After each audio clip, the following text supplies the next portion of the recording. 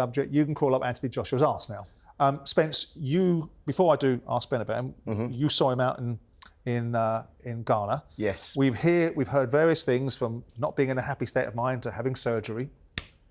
How is the young man's spirits? The young man's spirits are very good. We had a great conversation. Told me not to share that with you because you're always giving him so I thought, we'll have to stop it there. I do not. No, I'm only playing. No, he's in good spirits. He's waiting for the right fight to come along. The arm's getting better. And, he's just waiting for the right opportunity. I think that we know where those opportunities lie. Deontay Wilder, possibly. Tyson Fury is obviously the guy with the target on his back. That's the biggest fight that he would like. But that's sort of pretty much where he's at. It was interesting to see him out in Africa as well. And, we'd love to see a fight out there. Ben, I don't know if he's spoke to you about that, but I think that's something that would be on the tick list as well. But, that's pretty much where he's at. But he's in very good spirits. When was the last time you spoke to him? Spoke to him the week after Moses Alloys and Luke McCormack boxed. Right. Just a conversation, watch the fights, catch up, etc. No, you're no training with him at this moment? Not at the minute. He's had that elbow operation that you mentioned there, so still doing the recovery of that, which isn't something that I take control of.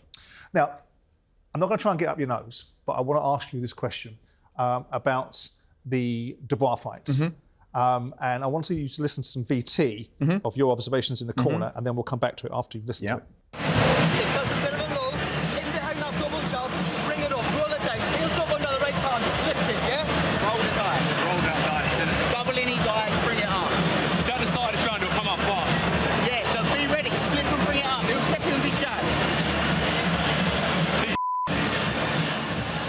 Roll the dice. Roll that dice, innit? Double in his eyes, bring it up. I think that's dangerous advice there, to be honest. I mean, getting him to bring it up off the double jab. Daniel throws that right hand straight off that double jab. And by bringing it up, he means an uppercut. He's going to walk himself straight onto his short right hand. If you ask me, I'd just say keep your hands up tight, get through these next 2 rounds. Now, again, I'm not trying to be arsehole. No. What I'm trying to establish is there's two things. In my world, or my previous world, which is football, people don't criticise one another. Trainers, football coaches don't criticise one another. So I wanted to get your reaction to what Shane has said, and also to clarify what it was that you were telling Anthony Joshua to do, because ultimately Shane's making an observation. The outcome that Shane was suggesting manifested itself. So walk me backwards. So he's saying that Daniel puts a right hand behind the double. So he's saying Daniel Dubois throws a double jab, then a right hand. He would be 100% correct. That was Daniel's throwing that throughout the fight. We've asked AJ to throw a double jab and bring it up the middle. Daniel was defending AJ's right hand by ducking underneath it. Therefore, if he's ducking underneath your right hand, the correct adjustment is to let him dip onto the right uppercut. But what's the roll the dice bit? Roll the dice is like, that was something that he'd worked on throughout camp. Double jab, bring it up the middle. Right. Because against Hrgovic, he was, again, but so often getting... Hold on, let me finish, sorry. Yeah, go on. He was regularly getting underneath Hrgovic's right hand. Hrgovic then started to throw an uppercut, but wasn't bringing his feet in to be close enough to deliver the shot. I think that terminology, when you hear it say roll the dice, you're getting into those later rounds and you go, it's all busted in many ways and you've got to go for it. And I just feel... I felt that was the wrong advice at that time. And the reason I felt that was the wrong advice at that time is because the round before, he was starting to get himself... He had a torrid start to the fight and every round was going the wrong way and you're looking at it going, what do we do here? But just the round before, he seemed to be getting him together a little bit. And you go, I felt the roll the dice comments were premature on that whole situation. Yeah, roll the dice didn't actually mean go out there and... That's what everyone picked up on. Of course, and I get that. What we meant was that's something you've worked on. You haven't thrown it once in the fight. Commit to it. Roll the dice in the sense that he's going to duck underneath it. That's what we meant. However, I totally respect. You're entitled to your opinion. You're entitled to your opinion. Maybe I was wrong. Yeah. I feel like... But I'm asking you because it's clarity, because the only person that really knows what they meant and what was being said is you. The other question I wanted to ask you was about Anthony's disposition walking into the ring. Now, you may have answered it somewhere else again, but indulge me, because it concerned me, because all week, right, Anthony looked completely together, collected, cool, assured, even back to the nonsense, pull me, in the situation when Frank was in the room and they were having a debate about you want to go now sort of stuff, back to the face-off a few months earlier. But what I saw walking into the ring was a completely different animal.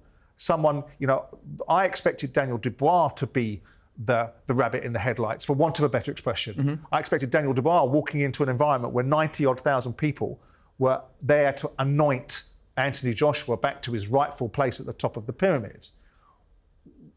Have I read that completely wrong in terms of his disposition? Because he looked... I mean, am I right in this sense? We both did, because it was actually Daniel Dubois that looked like the gladiator walking in. What are you seeing with your fighter? Like, you're sending him out of the dressing room. He's with you, right? You're his guiding light. You're his influence. And I know in the past Anthony Joshua has spent time listening to lots of people. I've heard him, stories of him walking up in fights, asking the trainer of the fight before him that's doing raps, how do you think I should fight this fight? I've heard those stories about him. So you're a pivotal influence. What's going on there that seems to send him out in that condition?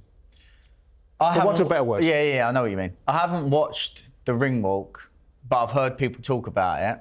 And again, you have to be careful in what you're saying, because we're here to supplement the fighter at the end of the day. We're not...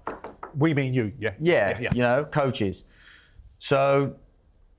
He's never once come out of an excuse. Did you sense anything? Anything like that? Did you sense anything? He was very... One thing I will say, and whether I should say it or not, he was...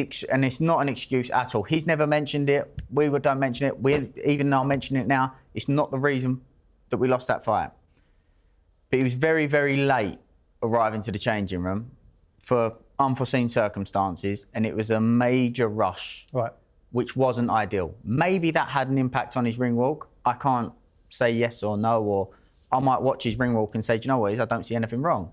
But again, it's not an excuse. But if what you guys are seeing is correct, maybe the fact that he was extremely late didn't help. What I will say about Anthony Joshua is that everything has to be meticulous, because he is an overthinker. Yeah. And as an ex-fighter, I know that if things are not in place, you're turning up at a fight and you're meant to be there an hour before you get there, your head does go and it's all over the place. And a fight of that magnitude, that sort of makes sense to me. I understand that totally. No, I get it. Because AJ is that guy. Yeah, look, I've only worked a few fights with him, but the fights before, we had an extremely long warm-up.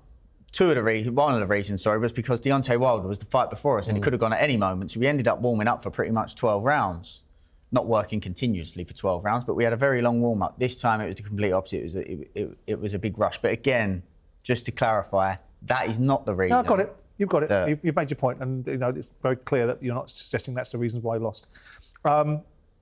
But not helpful to lose one's focus at a time when you want to be completely committed to a regime that gets you into the right place for the right outcomes. Obviously, we're going to see Daniel go on and fight Usyk. Is there a desire from you, as his trainer, to see AJ in with the winner of that fight? What do you mean? Well, Daniel's going to fight... Do I want to see him fight the winner? Correct. Well, of course, I'd like for him to have a heavyweight world title shot. Sure, but next? I'm not a massive one on the whole, everybody needs activity. He hasn't been because of the injury and that, so it's not ideal. So do you want him to have a tune-up fight? Like Deontay Wilder? I mean, it's hard to say Deontay Wilder's a tune-up fight. I know what you're saying, where he's at now. What's left of Deontay Wilder is, yeah. But, yeah, I don't know. It's a discussion that would need to happen. But I know that his goal is he would like to become a free. Would you be influential in that decision-making process? Yeah, of course they would ask me, what do I think? Do I think this is a good opponent, etc., etc. He's always been vocal about inactivity being a big problem for him, you know, on that on the mental side of things as well as the physical side of things with him. So he's going to be... And he's going to be... So he's been out for 12 months. That's what I'm saying. Deontay Wilder would be that good fight. But then Wilder's boxing next week. He goes, so now you're looking at it going, well, does he need another one? So I understand where you're coming from, but I think AJ's at the position of his career where you sort of, excuse the expression, have to roll the dice and put him in with those names. And you've got, you know, Tyson Fury, Deontay Wilder come to mind because they're the modern era fights that we need to see. How many fights do you think take a gamble anywhere else? Two questions there. So you asked Spencer. Sorry. What? So what I'm saying is they're the fights that they would obviously be the fights you go, that's the fights that you'd like, Wilder, Fury. But if there has to be a tune-up fight there, is that too much of a risk at this stage of his career? Because it's got to be someone of some sort of note, hasn't it? Yeah, I mean, look, I think everybody knows that there was conversations about a two-fight deal, one of those potentially being Dillian. Now, obviously, Mosey's fighting Dillian, so I think that situation probably needs rethinking. So, at the moment, I don't know, is the answer. Any conflict in your? I mean, ultimately, you've worked with both Tyson and you're currently working with Anthony Joshua. If that fight were to be made, I know I mean-spiritedly called it the battle of the losers, but I don't mean losers in the absolute term. I meant the two guys that have lost and the two world title fighters have gone on. I think probably the better way, more respectful way to put it is the two fighters are probably slightly past the peak. Probably right, yeah. But then they can't clip it and crop it up and make it look like a tit. Yeah. Saying, right? So ultimately, that's good for the producers. Any conflict in your emotions if you were to see Anthony Joshua going against Tyson Fury? Would I totally understand. It's not ideal, do you know what I mean? I've never had a falling out with any boxer that I've finished working with, and that's something I pride myself on. Nobody, hopefully anyway, has gone out and had bad things to say about me, and vice versa. But I think the relationship is mature enough, and we both, like myself and Tyson, both know what type of characters we are. There's no, it's not malicious. It's not, it's business, and I think we'd both understand that. Simon, question for you. What would you do with Anthony Joshua right now? Depends what my motivation for him was. Yeah, but if I was managing him, I wanted to make him some more money, I'd put him in against Tyson Fury. If I was looking at him through the prism of an honest individual that looked at I sat here with you lot, right, saying, I don't care about Jermaine Franklin, I don't care about Robert Helenius, I don't care about Otto Warren, I don't care about Francis Ngannou. I like the fact that he did what Fury should have done because the boxing world was slightly embarrassed by it. But I said to you, my view is that Anthony Joshua, if he gets one on the whistles, will get knocked out by the first live one. Nothing's changed.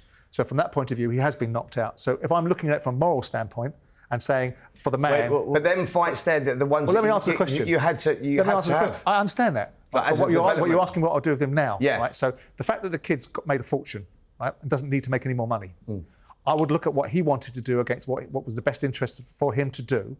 And I would suggest that if he wanted to make some more money, then I'd put him with Tyson Fury. But my view is that it's a sum of diminishing returns. I think with Anthony, and I hope to be wrong, that I think he'll get beaten by quite a few of the fighters that are out there now. And I look at it and think to myself, what is the purpose of that? If you don't need the money, and really what you're going to be facing is potentially a diminishing of your reputation. Your reputation, and people can make their sly little comments about who he's lost to. Right? So you don't think he can win a world title again? No, I don't. You think he should retire? Well, that's unfair of me to say no, he can't, because I can't run the argument that Fabio Wardley can win one and then suggest that Anthony Joshua can't. But Anthony Joshua carries different baggage, different expectations, different weight on his shoulders. That poor bugger walks into a ring and everything goes up 10 degrees. And I saw it against Jermaine Franklin and I thought to myself, OK, I get it a little bit more. I get it. I went to watch him fight Joseph Parker down at Cardiff. It put my feet to sleep. I've been to see other fights that he's been in, right? And I admire him for his achievements. I was never on the Anthony Joshua bandwagon that he was the best thing since sliced bread, but I think he was a wonderful thing for British boxing. He did wonderfully for himself. He's won a world title twice, and that should not be taken away from anybody. But if you're asking me as a human being what I think is going to happen to him, I think that he'll get put in against the live one and he'll get knocked out again. What do you think of Simon's comment? Said, do you believe... I'm not trying to be insulting, Ben. No. Do you believe there's a roadmap into winning a world title again? Well, of course, when you're the name of when you got the name and the achievements of somebody like Anthony Joshua, there's always going to be a path. You know, paths will open up for you, whether people like that or not. That's just the reality of it.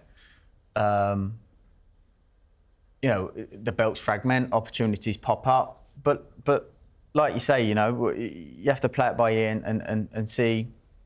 You know, at the minute he's in a stage of recovery. See how he feels. He's had a long time out of training, long time out of the ring. Maybe he wants a fight, 2 fights. See how the land lies. And with the heavyweight division, things can change very, very quickly. Somebody takes a bad loss that all of a sudden everybody was high on. All of a sudden an opportunity pops up. You never know how the land can lie and the land can change. Who are you picking for the Dubois Usyk fight? I don't think the fight looks any different, to be honest. I think... So Usyk? Yeah.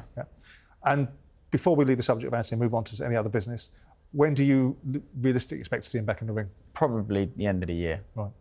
OK, we'll look forward to it.